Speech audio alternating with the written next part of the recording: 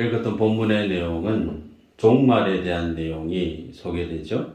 천국에 대한 내용이 소개됩니다. 그래서 이 진리 앞에 서 있는 성도가 세상을 살아갈 때 하나님 앞에서 겸비해야 되고 구비해야 될 믿음의 모습이 어떤 것인가, 이 부분에 대해서 주님의 비유로 말씀하시는 것을 말씀을 통해 상고하도록 하겠습니다.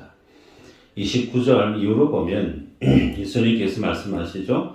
무화과 나무와 모든 나무를 바라보면서 싹이 나면 너희가 보고 여름이 가까운 줄을 자인이 아나니 이와 같이 너희가 이런 일이 일어나는 것을 보거든 하나님의 나라가 가까이 온 줄을 알라. 그렇게 말씀하십니다. 자, 무슨 얘기인가? 자연의 변화를 보면서 계절을 읽어내는 것처럼 이 세상의 마지막 때에 일어날 징조들을 보면 하나님의 나라가 너희 가까이 온 줄 너희가 알아야 된다. 그렇게 주님이 말씀하시는 내용이죠. 자, 그러면 마지막 때의 징조라고 하는 것은 어떤 것인가? 21장 전반부에 보면 5절에는 성전이 무너질 것을 예수님이 말씀하십니다. 10절 이후로는 민족이 민족을, 나라가 나라를 대적하고 전쟁이 일어나고 기근이 있고 그리고 지진과 무서운 전염병과 무서운 일과 하늘의 큰 징조들이 나타날 것이다. 그러면서 주님이 예루살렘을 군대가 에워싸는 것을 너희가 보게 될 것이다. 그렇게 주님이 말씀을 하셨죠. 주 70년 이후에 예수님이 하신 말씀 가운데 성전이 무너져 내립니다. 예루살렘이 로마의 발굽 아래 짓밟히고 맙니다. 그래서 실로 예수님이 예언하셨던 성전이 무너지고 예루살렘이 무너지는 것을 초대 예수님 시대의 사람들이 경험을 했죠. 자, 그러면 예수님이 예언하셨던 말씀이 이루어졌단 말입니다. 그러면 성전이 무너지고 예루살렘이 무너진 것이 우리가 구체적으로 그것이 뜻하는 바가 뭔지를 생각해 볼 필요가 있습니다. 성전, 하나님이 임재하시는 곳이죠. 그런데 하나님이 임재하시는 성전이 사라지고 없어요. 그 말은 하나님이 이 땅 가운데 임할 장소가 없는 겁니다. 죄인들이 하나님과 교제할 수 있고 하나님으로 인해서 하나님의 무한한 은혜와 복을 누릴 수 있는 시공간이 사라져 버렸다라는 겁니다. 그것이 주는 메시지가 뭐냐면 더는 이 땅이 소망이 없다라는 거예요. 하나님의 성전이 사라져 버린 곳, 하나님의 은혜가, 하나님의 영광이 떠나버린 이 세상은 더는 희망도 없고 소망도 없다라는 거예요. 하나님이 떠나버린 이 세상은 그러면 어떤 영적인 상태에 놓여 있는가? 하나님의 심판 아래에 있는 세상임을 성경이 우리에게 말씀합니다. 요한복음 16장 8절에서 11절 한번 읽어볼까요? 읽어보십시다. 시작.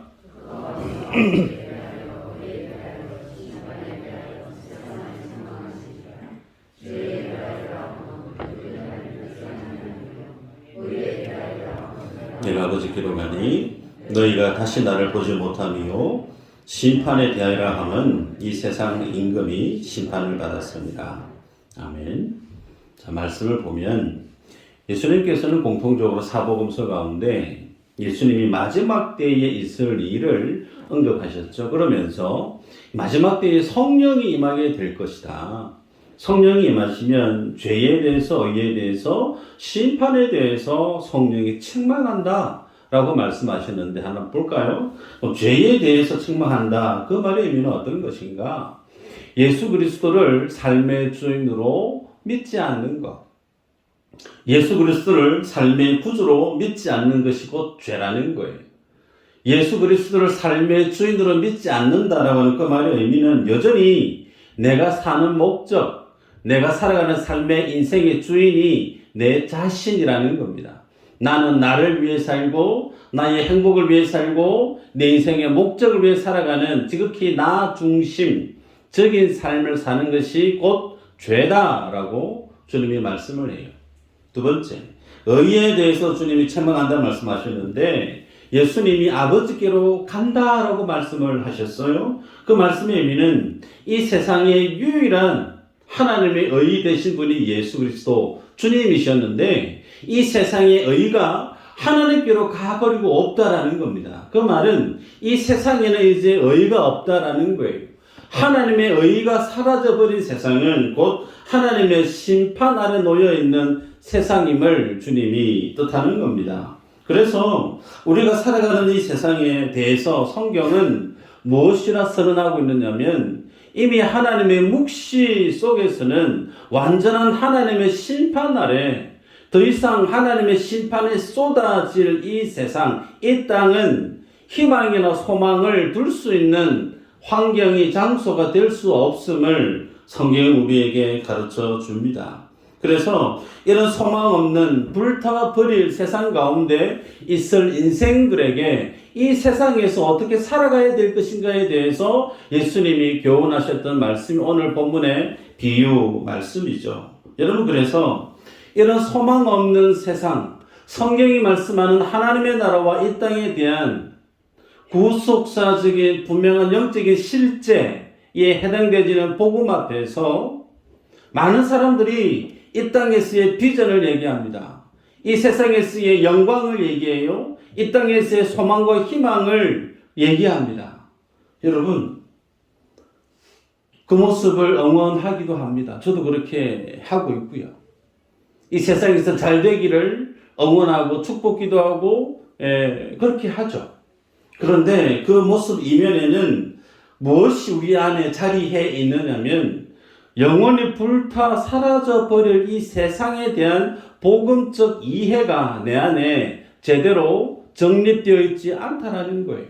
여러분, 시한부 인생이 있어요. 예를 들어서 당신이 이제 한 달 뒤에 이 세상에서 생명이 더 이상 없을 겁니다. 그런 시한부 인생에게 당신 직장에서 승진했습니다. 승진하는 그 내용이 기쁨이 될까? 한 달밖에 살지 못하는 그 사람에게 당신의 집이 이제 큰 대울 같은 집이 당신에게 주어졌습니다. 돈이 주어졌습니다. 출세가 보장되어졌습니다. 그 모든 것들이 한 달 후에 내가 이 땅에서 없어질 나에게 있어서 그 어떤 것이 내게 주어진다고 한들 그것이 내게 기쁨이 되고 소망이 되어질 수 있을까? 없다는 거예요. 그런데 우리들은 이 땅에서 무엇을 소망하고 무엇을 가장 중요하게 여기며 살아가느냐면 하나님의 나라, 하나님의 영원한 그 천국에 대한 소망보다 이 땅의 것들에 대해서 여전히 우리의 마음이 가치 중심이 이 땅 가운데 편중되어져 있음을 우리가 부인할 수가 없다는 거죠. 요한계시록에 이 세상을 어떻게 표현하고 있느냐면 바벨론 성으로 그렇게 표현하죠. 하나님의 영원한 심판에 쏟아져 내릴, 무너져 버릴, 불타 없어질 바벨론 성이 곧 우리가 이 땅 가운데 살아가고 있는 이 세상임을 성경은 선언합니다. 그래서 하나님의 진노, 하나님의 심판이 쏟아질 이 세상 가운데 살아가는 성도들에게 여러분 오늘날 교회 강단에서 선포되어져야 될 말씀이 뭐냐면 죄와 의와 하나님의 심판에 대해서 이 강단 위에서는 매일매일 그렇게 하나님의 말씀이 전거되어져야 마땅합니다.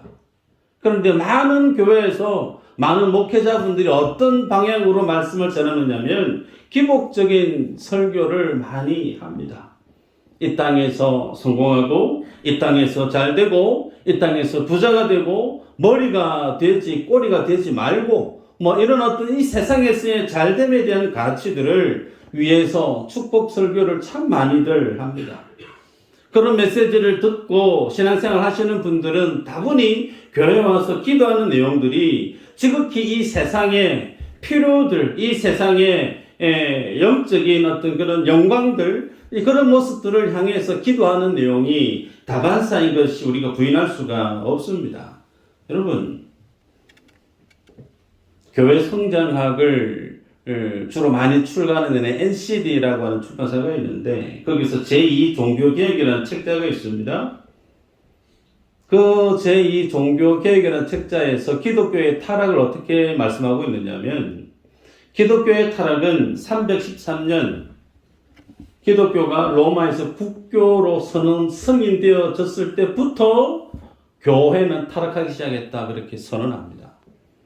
그때부터 중세 1000년의 시간 동안 교회는 더 이상 복음 때문에 목숨을 걸 필요가 없어졌어요. 성도가 복음 때문에 인생을 걸어야 될, 고민해야 될 내용이 사라져 버렸어요. 왜? 태어나자마자 그 사람은 예수 믿는 사람으로 그렇게 많은 사람들 앞에 선언되어져 버리셨기 때문에.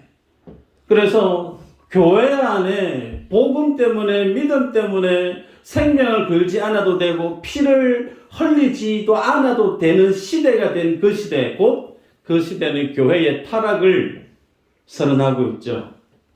현 정부가 교회를 핍박하는 법안을 만듭니다.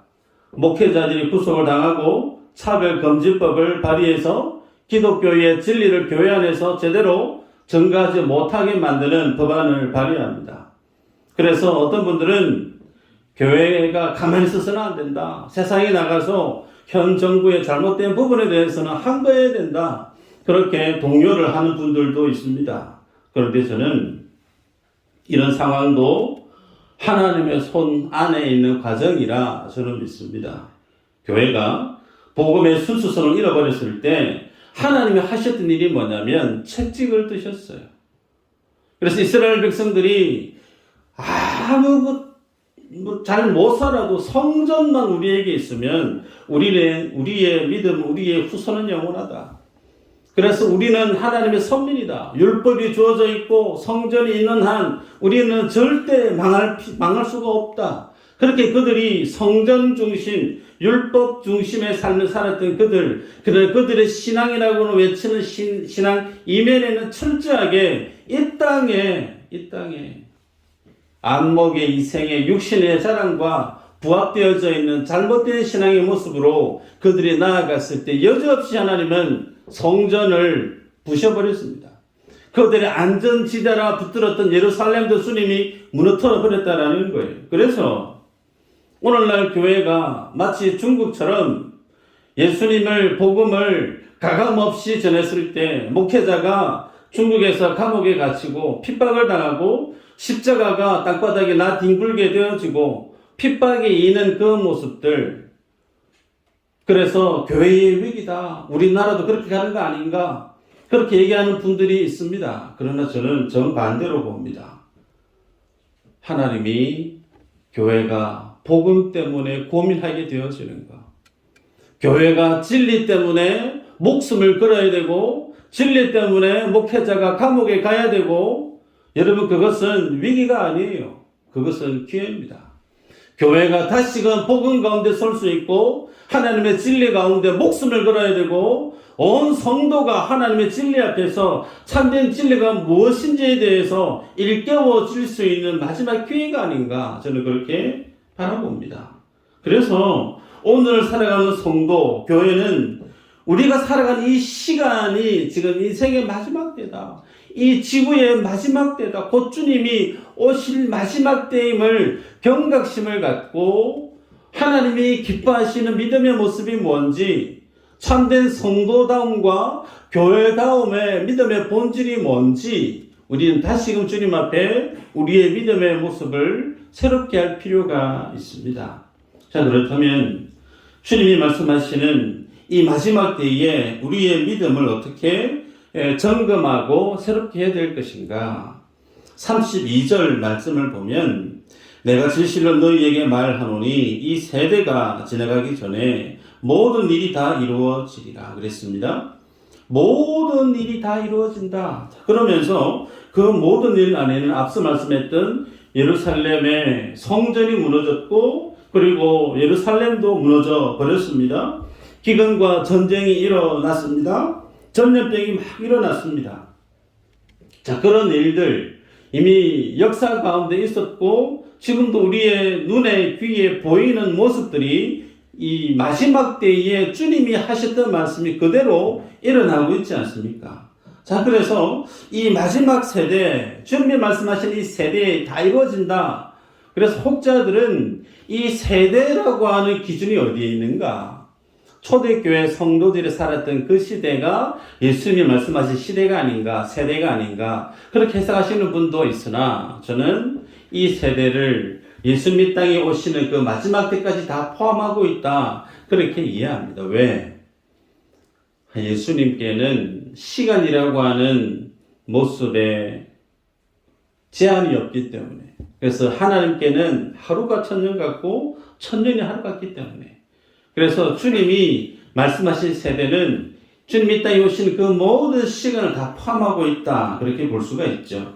자, 그렇다면 우리가 호흡하고 살아가는 이 시대가 마지막 때임을 우리가 알 수 있는데, 이제 예수님이 구름 타고 너희가 본 그대로 올인하셨던 그 주님이 오실 그 모습, 여러분 그 모습이 오신다고 이루어진다고 한들 그것이 이상한 시대인가? 그렇지 않다라는 겁니다.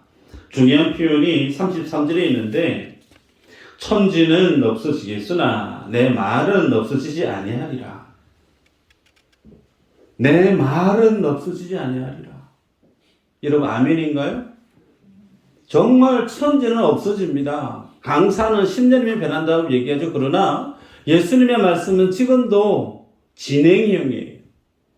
네. 예수님이 하신 말씀대로 성전이 무너질 것이다, 무너졌어요. 예루살렘이 무너질 것이다, 무너졌어요. 예수님이 십자가에 달려 죽을 것이다, 죽으셨고, 부활할 것이다, 부활하셨고, 성령이 임할 것이다, 성령이 임하셨단 말이죠. 그래서 이 세상의 역사는 철두철미하게, 완전하게 하나님의 한치 오차나 실수 없이 하나님의 말씀하신 대로 이 땅의 시간표는 그렇게 하나님의 말씀하신 대로 성취되어져 가고 이루어져 가고 있다라는 거예요. 여러분, 그래서 이런 어떤 상황 속에서 정말 복 있는 인생이 어떤 사람인가? 예수님을 제대로 내 삶의 주인으로 믿는 사람이겠죠. 그렇게 주님을 내 삶의 주인으로 믿는다라고 하는 그 삶의 믿음의 내용은 내가 살아가는 이 세상이 불타고 사라져 없어질 세상임을 아는 겁니다.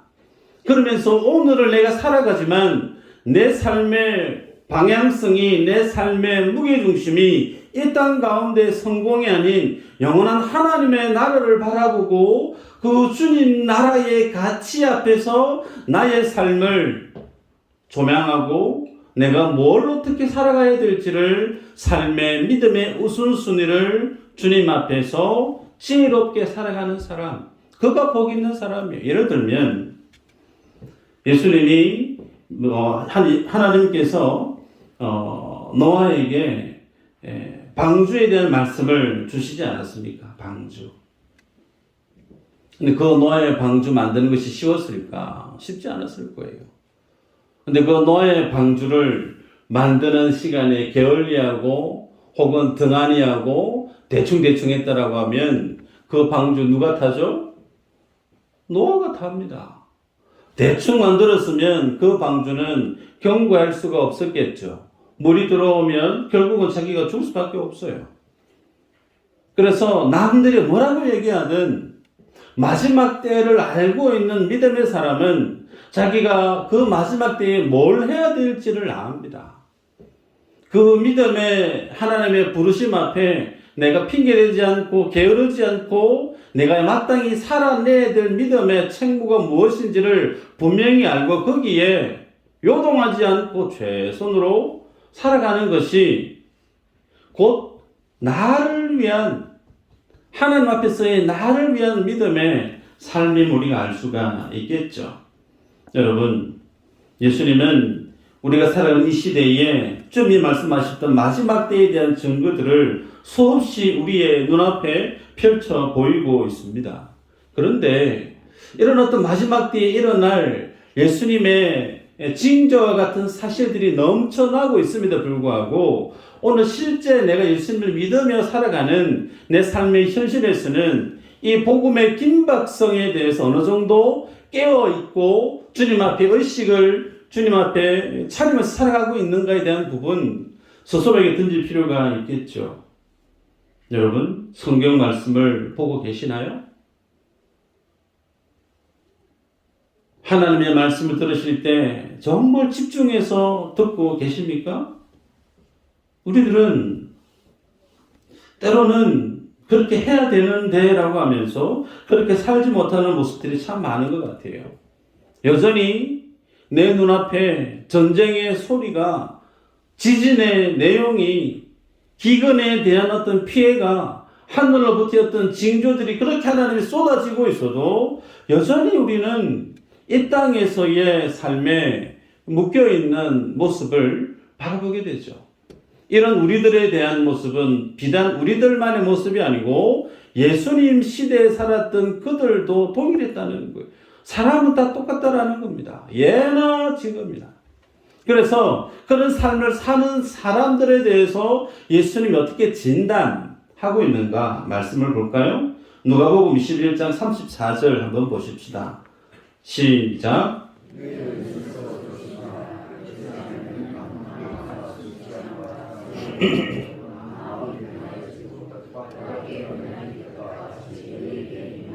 아멘. 자, 말씀에 보면 세 가지를 말씀하죠. 방탕함, 술 취함, 생활의 염려. 여기에서 두 가지, 예를 들어서 방탕함, 술 취함. 야, 나는 그래도 교회 다니니까 술 안 먹고 그래도 허랑방탕하게 물러나게 살지 않으니까 나는 그래도 수준 이상 안전지대에 있는 거 아닌가. 그렇게 얘기하실 분이 있을지 모르겠어요. 자, 그러나 여기서 방탕함, 술 취함은 물러난 삶을 그렇게 지칭하는 것이 아니죠. 여러분, 술 한잔 한다고 해서 그 사람이 참 물러나다 그렇게 우리가 정죄할 수 없을 겁니다. 자, 여기서 말씀하고 있는 방탕함, 술 취함에 대한 내용, 어떤 것과 비교해서 말씀하고 있느냐면 성령 충만과 성경은 비교해서 자주 언급을 하는데, 에베소서 5장 18절 이렇게 기록하죠. 술 취하지 말라. 이는 방탕한 것이니 오직 성령으로 충만함을 받으라. 베드로전서 4장 3절에는 너희가 음란과 정욕과 술 취함과 방탕과 향락과 무급한 우상 숭배를 하여 이방인의 뜻을 따라 행한 것은 지나간 때로 족하도다. 자, 여기 보면 방탕과 술 취함을 같은 레벨에 올려놓고 그렇게 살아서는 안 된다. 그런 삶을 사는 것은 그리스도인답지 못한 삶의 모습이다 라고 경계의 말씀을 주십니다. 여러분, 방탕함이라고 하는 거, 소위 현재의 즐거움, 지금의 쾌락에 함몰되어서 살아가는 삶의 모습을 우리는 방탕한 생활, 그렇게 얘기할 수 있습니다. 예를 들어서 술에 중독이 된 사람, 게임에 중독되어 있는 사람, 도박 중독에 빠져 있는 사람, 어떤 중독이든 거기에 빠져 있는 사람은 다른 것에 마음을 두질 않죠.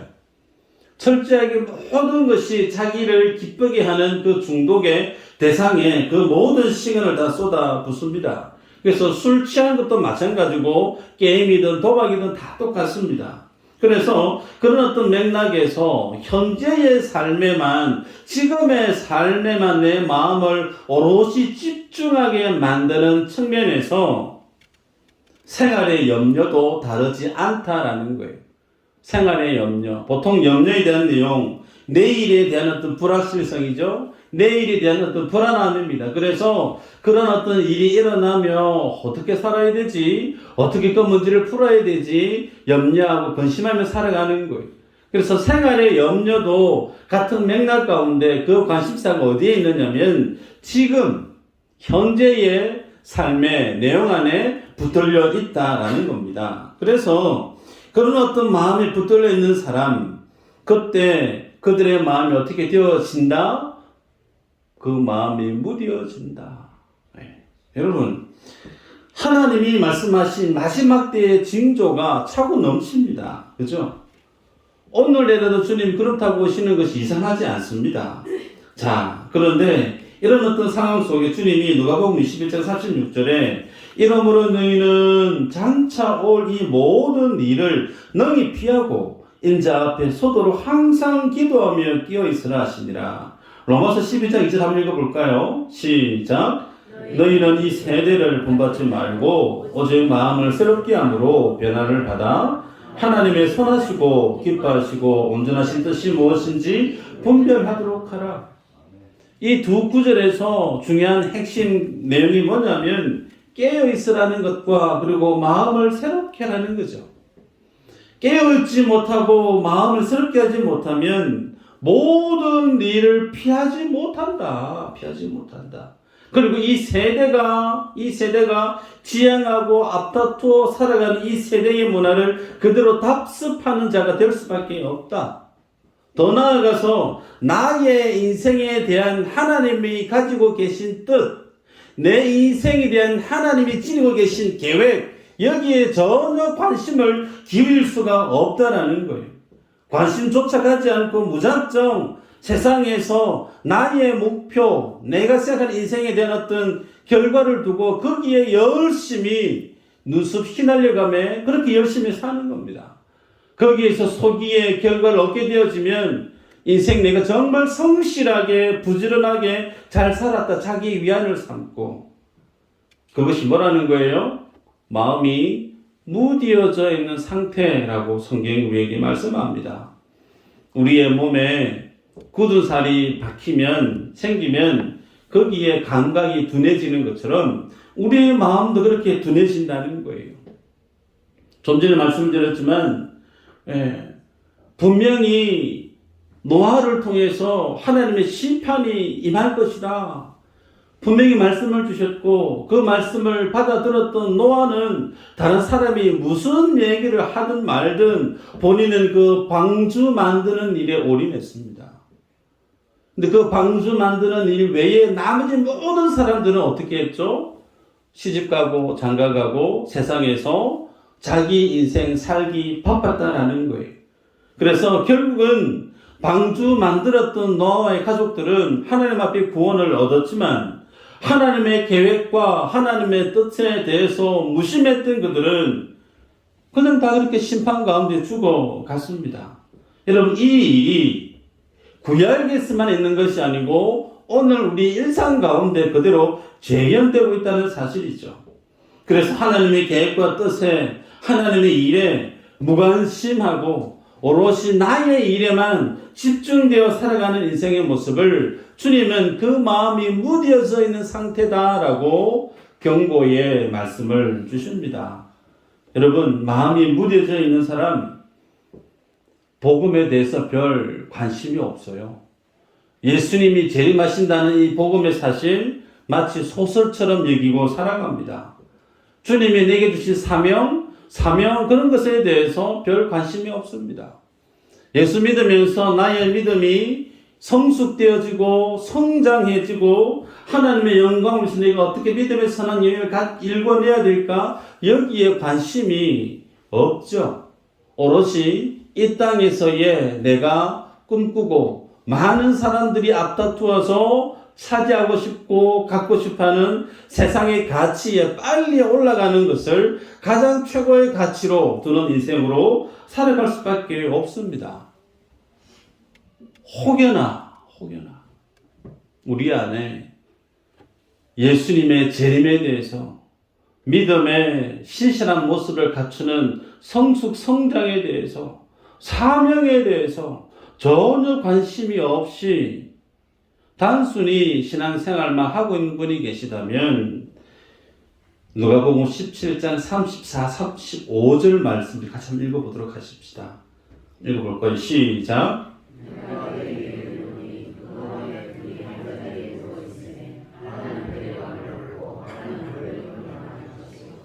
두 여자가 함께 맷돌을 갈고 있음에 하나는 데려감을 얻고 하나는 버려둠을 당할 것이니라.